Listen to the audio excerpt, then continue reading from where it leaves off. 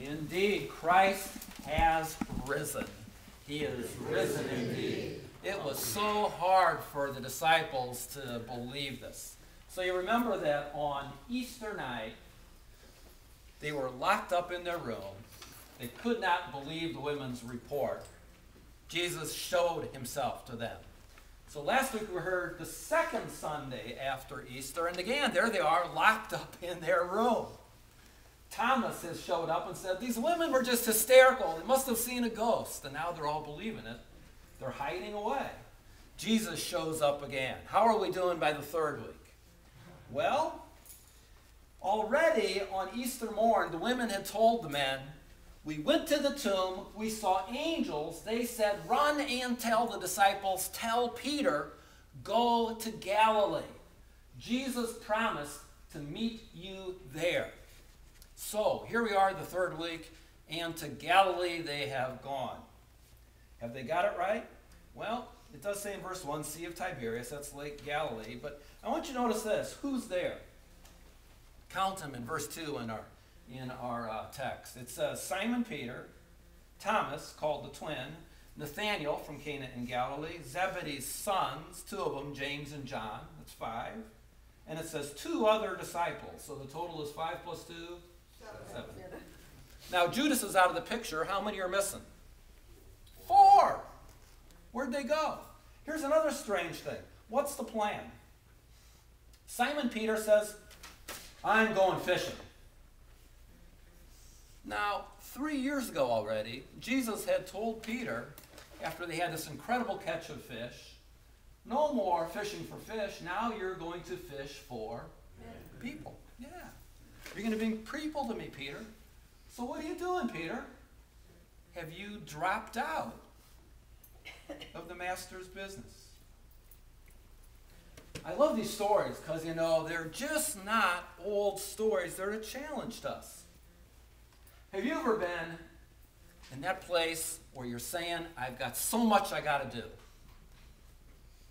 Maybe you're saying, thank you, Lord, there are so many people in my life that I get to take care of, so many opportunities to share your love. Or sometimes it's like me, Lordy, lots to do, I better take care of myself. We start to act like these disciples. Is Easter true or not? Is Jesus alive? Is he real for us? Is he going to be there with us in our daily stuff? Or are we on our own? Okay, now maybe I'm too hard on Peter. After all, he was a fisherman. Maybe he's just hungry. But I think there's more going on here. I'm sick of Jerusalem, this cramped hiding place, this religious box. Sunday after Sunday, it seems like Jesus is there with us, but then he disappears. And all week, he's gone. Is Peter saying, but now, oh, the sea breeze. Wow. Look, the fish jumping under the stars. Here's where we grew up, friends. The good old days. This is the real world. Our own beds, in our own homes. Tonight, let's do some honest work and earn an honest shekel. Working with our hands. I'm going fishing. And the other 6 say, we're going with you. We'll show our old neighbors. We'll show our family. We can make something of ourselves yet. You can just picture them gleefully grabbing their old knotted fishing nets, splashing the boat down, breathing in that wet wood and tar, wrapping their fingers around the oars. Wow. How long has it been? This is glorious. There they go, gliding out into the moonlight. Like this makes me some sort of a dropout, Peter says. I'm just a fisherman. Well, Peter's gone off course. That's Peter's story. But he's Jesus' best friend. I mean, Peter should be more attentive to what the mission is. Me, on the other hand, it's not like I'm Jesus' best friend. I mean, really, what can I do for Jesus?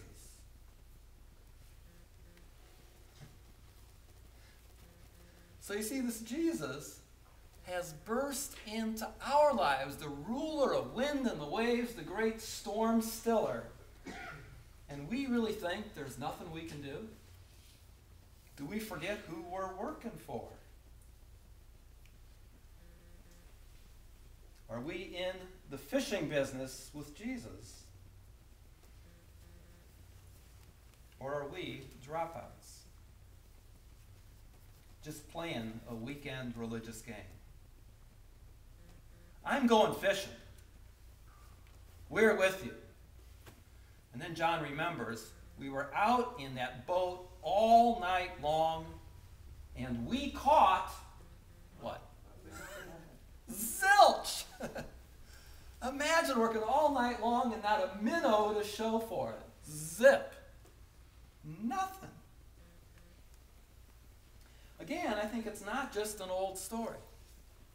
Now maybe some of us would object, well, my net's not empty. I mean, I've got lots of great stuff in my life. And I'll say to you, great. If your life is full, that's thanks to who? But you know, a lot of other people say, my life does feel empty. Sometimes I feel like I'm fishing around in the dark, and for what end? I work and I sleep, I work and I sleep, I work and I sleep, I work and I die? Why? Well, here's the story that's telling us. Without Jesus, the fishing stinks. Without Jesus, the net gain is zilch. So, verse 5. The sky's starting to pink up. There's a morning mist, and a stranger on the shore shouts, "Boys, got no fish?" Is that a polite question? What a wise guy. Not a nice thing to ask fishermen who have empty nets. But these guys, they don't grumble, they don't gripe, they don't even try to defend themselves. They're so depressed, discouraged. They give him a single syllable as a grunt, "No." And the stranger yells, "Cast your net on the right side of the boat. Maybe you'll find some." Again, this is funny. How often do professional fishermen take advice from some landlubber who shows up at dawn? But these guys, they got nothing to lose. They're such losers. Again, I wonder if it's about me, if it's about us. Do we get to that point where we're so desperate, whatever help anybody shouts? Or maybe there was some hint of hope in that voice. Hooked them. Well, it says they cast the net out, and they were not able to haul it in. They did not have the strength. So many fish. It's not just a fishing story. John gets specific later. They were big ones. How many? 153. You can hear him bragging. 153 whoppers. Always. Come on, my boys. Come on, girls. Let's go. Let's let go of your failure. Grab hold of my big, beautiful gift. The voice of the Easter one. So here it is. The sun is just rising, and now it finally dawns on John. Peter, don't you remember? This is like what happened to us when we were fishing 3 years ago. It's the Lord. So Peter has stripped to his shorts for that hot work all night long. He hears it's the Lord, and what does he do? To me, it's the funniest part of the story to me. Before he jumps in, what's he do? He puts his cloak on. Now, I've been to the beach before. What you do is you get to the beach and you take your outer clothes off your swim trunks, and then you get in the water, right?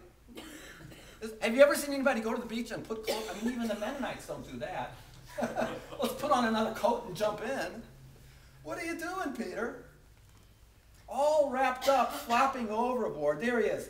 gasping and grasping. He's thrashing in the water 100 yards to the shore. This is dumb. Why did you put your coat on? This is dumb. Adam and Eve, why are you hiding behind fig leaves? This is ridiculous.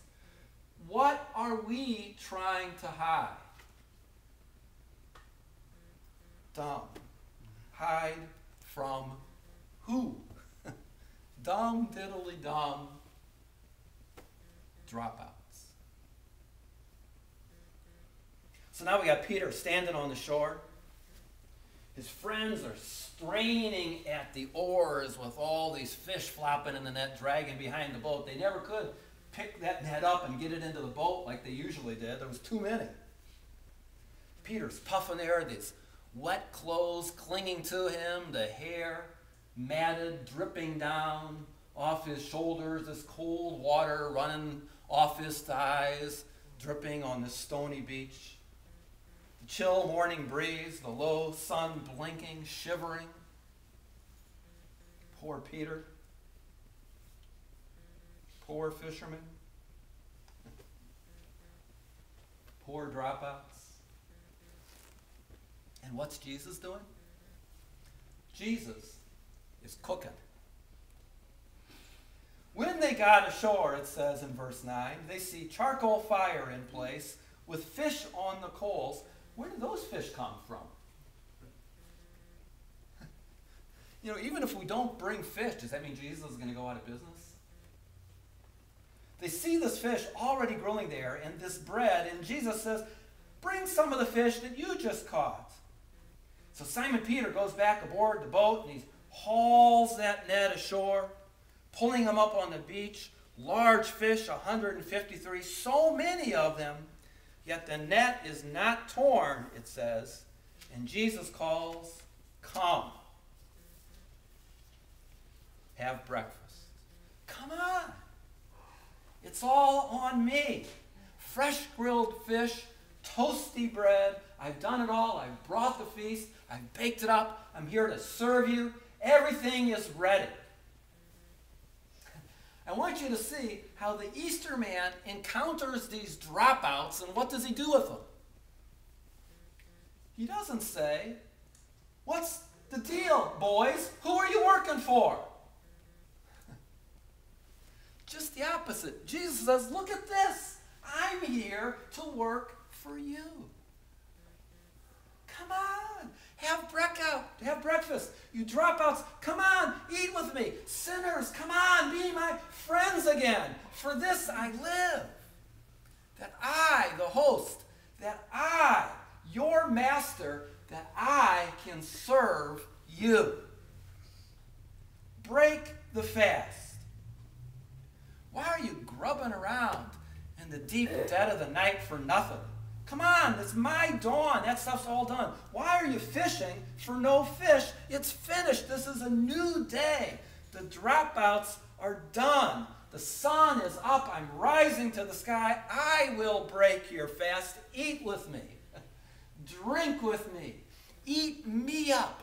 Love me up. Come on, I love you. Dropouts. It's cookout time. Come. Have my breakfast. So Peter, are you supposed to stand there shivering, all shamed? I don't think so. Come on, Peter. The guilt's forgiven. He's forgotten it all. It's gone. The dropout, you see, is restored, saved by grace. There's this love that is not deserved, served by the master. A cookout for dropouts. Beautiful story. The Lord's invitation. And there's even this little bit more. Because Jesus says, bring some of the fish that you just caught. In other words, I don't need your fish, but I'll use them. Bring them. You're back in business with me. You are rehired. You want some honest work, Peter? Fish with me.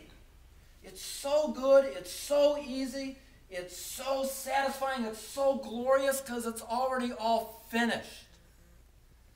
You're just netting them. Come on, with me. All hell cannot break my net. My church will prevail. Big ones, 153. Look at them flip-flopping around. It's for you. Come on. Bring them in.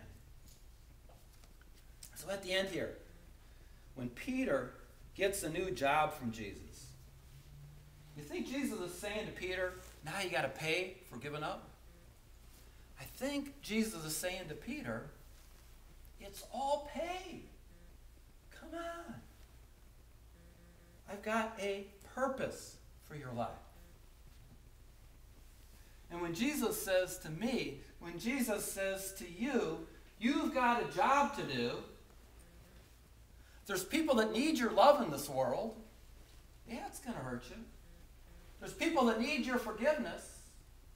It's not easy. This is your job to do. You think it's because Jesus is out to punish you? Don't you see? This is what he does. He's saying, come on. You can join me in my work. This is your privilege. Long and short, without Jesus, you're fishing for nothing. But with Jesus, doesn't matter what pond he sends you to. With Jesus, what a joy. What a purpose. Lord, so who are we?